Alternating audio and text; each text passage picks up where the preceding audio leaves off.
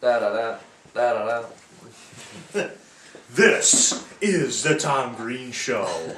Da-da-da, da-da-da. This is segment 4, and our final segment of the NFL show for this week. And in the last segment, I did the salsa dance. So if you want to check out segment 3, you go right ahead. You can see my upset of the week as well. Yes, and he threw a pen, too. And made a paper. Got pretty violent.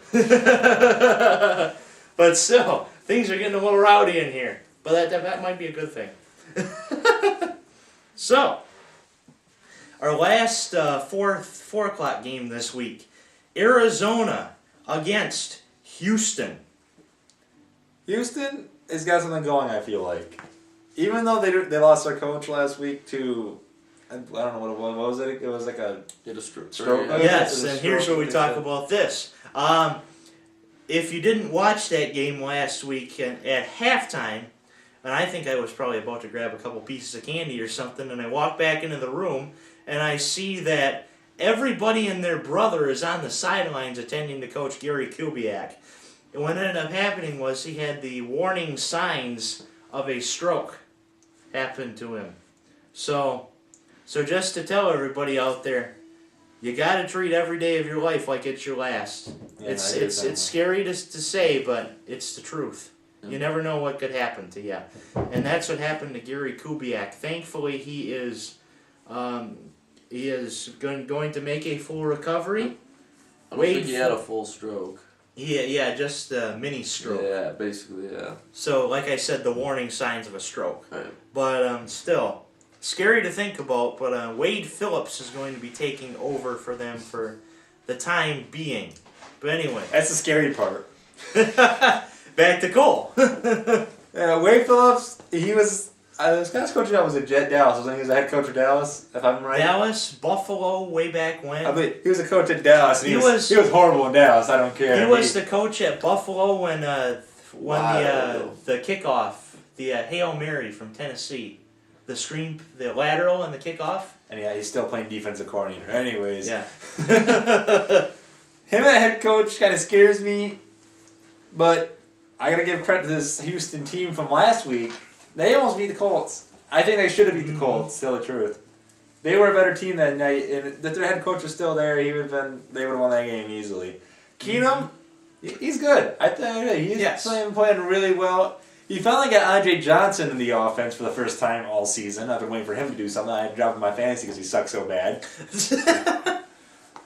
That's kind of sad now after seeing that week, but this Houston team has something going. The defense starting to maybe get a little bit of something going. J.J. Watt's been having less than a good year this year. He's still having a good year, just not as good as we thought He's he would be. not J.J. Watt. Yeah, he ain't J.J. Watt like he was last year. Arizona, they're an up and down team, I'd say. They have their good weeks or bad weeks. A tough team at home, though. I don't know why. No one can play good against them at home. Like, they play great at home for some reason. Carson Palmer, I'm expecting a good game from him in this one. Running back, I don't know who the running backs are anymore because half of them are hurt, I feel like. Mendenhall's out. Mendenhall's out, so I think it's Williams. Something like that. But, even though I think Arizona's tough at home, I'm going to give Houston the win in this one, 20-17. Keenum's going to have a good game. I think it's going to be a great game overall. Mm-hmm. And a late score is going to win this one for Houston. Interesting decision there. Raz? I like Case Keenum. He's been good. They needed that change up at quarterback for sure, with Matt Schaub throwing all them pick sixes. Arizona, though, they are a very hard team at home, and Larry Fitzgerald is going to have a very big game. And they're going to come out with the win 21-17. Okay, I don't mind the Fitzgerald thing, because I have him on my fantasy, so let's hope that. This one is another one of these toss-up games. Well, what are you doing here? He's moving, it's alive. I know, it's alive! But anyway, Houston lost that game when Kubiak went out with a warning stroke. And that's kind of sad to say, but it's true. Wade Phillips is a little bit past his prime, I think. He's still good as a defensive coordinator, but head coaching, they made the ethically correct decision, but still, I have my doubts about that team now with Wade Phillips coaching instead of Gary Kubiak. Arizona with Bruce Arians, it's still going to take about a year for that to really work effectively. But I do think Arizona wins this game 24-10 because, Upset for me. that's Cole's another one of Cole's upsets as he flashed on the screen. Because I'm the one who picked him calling it upset. I think Arizona wins because I just have my doubts about Houston, Ugh. Ugh. Anyway, to the night games. New Orleans against Dallas. Well, Dallas, they lead the division, I believe, which is a kind of messed up record for them, a 5-4 record coming in this game, which is weird for a division leader to have that. And Tony Romo, again, having his up and downs, just like he usually does every other year, I feel like. You don't know where he's going to be. And this Dallas offense, Murray finally coming back, I believe. DeMarco Murray? Murray, he comes back this week, finally. And so that could help the running game for them in this game, and a tough game against the New Orleans defense, who's also up and down in points this season. Mm-hmm. And same with the Dallas defense as well. This might be a very high-scoring game for all we know. They might have another shootout for Dallas here. Mm-hmm. And New Orleans, they got to be mad. They have to be really mad after losing to the Jets. I mean, it's the Jets. Come on now. Thank God they have a bye week. I don't want to talk about them this week that much. I'm not going to lie, I'm not that big of a Jets fan. I think Geno Smith's a great quarterback and everything. It's just, I don't know. I'm not a big Rex Ryan supporter in that case. But New Orleans, they're going to come in this game mad. Drew Brees, he's going to be lighting up the sky in the Superdome Good this for week. my fantasy team. That is true. And I believe New Orleans is going to be flying high this week, 31-17 over Dallas. Raz? Well, I think it's going to be a little closer than that. New Orleans, they're going to come back with a vengeance. Drew Brees going to have a big game. I think he's going to throw all 4 of their touchdowns. Dallas, Romo's in my opinion, the worst starting quarterback. He's overpaid. He cannot win a game. I mean, loses it in the fourth quarter. But Des Bryant thinks he's Calvin, so I hope they lose. I hate the Cowboys. 28-21, that's as simple as that. I hate the Cowboys. Des Bryant, eat a Snickers. You think you're Megatron when you're hungry. And Jerry Jones, I think you might be going a little senile. Why is that? Because you signed Tony Romo to a 6-year contract. They're stuck with him for that long. If I'm a Dallas fan, I'm thinking like, I've got the Rob Ryan face going on. Yeah. As Rob Ryan had after last week's game. Yep. Because of the inconsistent Jets, which are on a bye week. And they kind of needed that. But anyway, I think New Orleans will be mad. Kind of like Tom Brady was with Richard Sherman. You mad, bro? Cole remembers that. I know that one. You mad, bro? But anyway, another phone call comes in around the middle of the show. People quit calling. But anyway, New Orleans wins this game 35-21. And whoever is on the other end of that phone, anyway, hopefully it's not a good friend. But anyway, 35-21, New Orleans wins that game. There's probably some telemarketer on the other end of the phone. But anyway, Monday Night Football and arguably this week's Toilet Bowl. The Miami Dolphins against the Bucs. Well, Miami coming in this week, and there's a lot of off-field issues coming in this one. This is all we heard all week if you heard sports. Yes. Canito with Sounds his... real news. Unfortunately, the Dolphins will not be able to go incognito for a few weeks, as this bullying scenario between Richie Incognito and Jonathan Martin, as they said in the Anchorman. Well, that escalated quickly. I mean, really, that got out of hand fast. As Jonathan Martin leaves the team for, as we now know of as bullying reasons. And if you're someone that's aspiring to play in the NFL, that's a big thing now, is bullying. I've had to do a couple of seasons of bullying videos, and that's how Adam Dustin got onto this show. Is because I was on his shows. Now he's coming onto my shows. But anyway, the Miami coaching staff is really, except for Joe Philbin, they need to really get a hold of themselves and say, you know what, this is wrong. We did something wrong, and we need to fix it. Is basically what's going on. Incognito is not so much at fault. It's more of the Dolphins coaching staff, except for Joe Philbin. Philbin could do all he did in his power, but still. All right. Well, I read some about this today, and Tannehill thinks that Cognito didn't do anything. He thinks he knew him as a nice guy. He thought those two were best friends. Is what he's seen. And truly, I think there's more than what's going on right now. There is something that someone's hiding. Yes. Something. I 110% agree. Because everybody on this Miami Dolphins team thinks Cognito is the greatest guy in the world, pretty much. Backing him. They're all. And hearing this, it's like, I don't know. Like, everybody's making him sound like he's amazing, and then this one person from what we know is saying he's getting bullied by him. So you don't know. Like, I don't know what's going on right here. Even like the coaches don't know, players don't know. There's something more that is being hidden in this entire scenario. And after watching all these analysts talk about how they are just mad about everything that's been going on here, and I feel like they're going a little too much into it right now because we don't know what's going on still. Like exactly.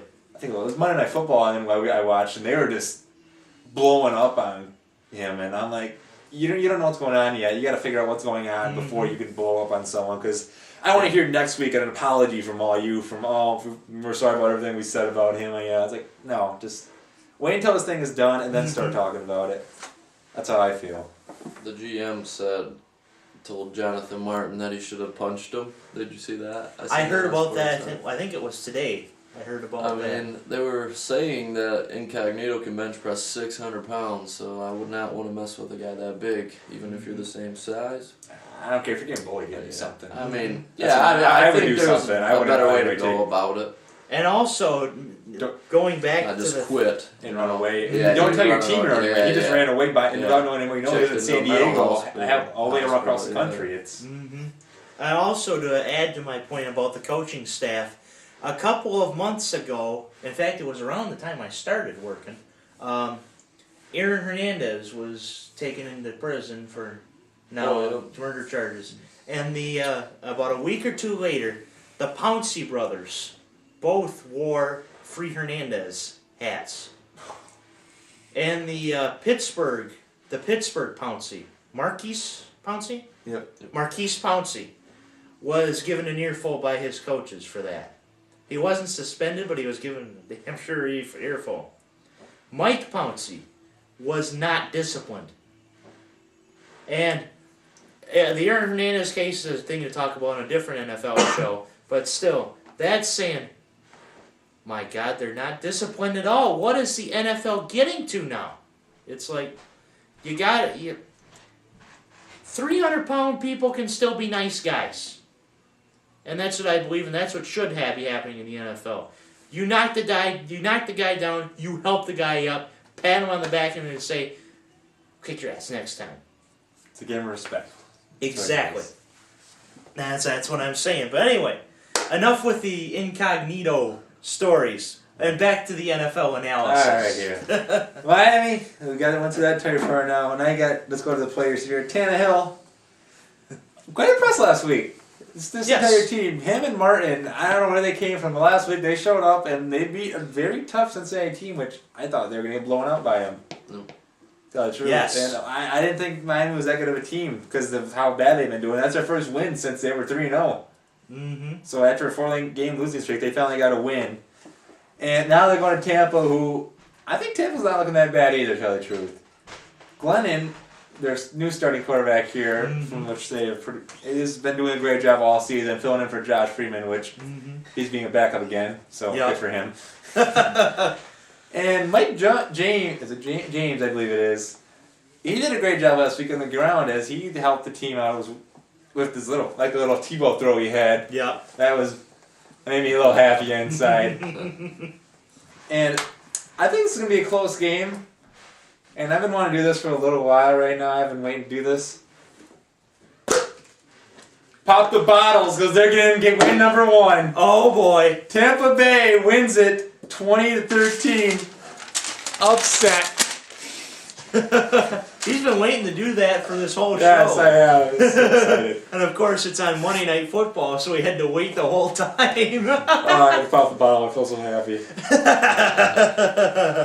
2 more years so I can do that with an actual bottle. Should have brought champagne, check it out. Yeah. Some apple champagne.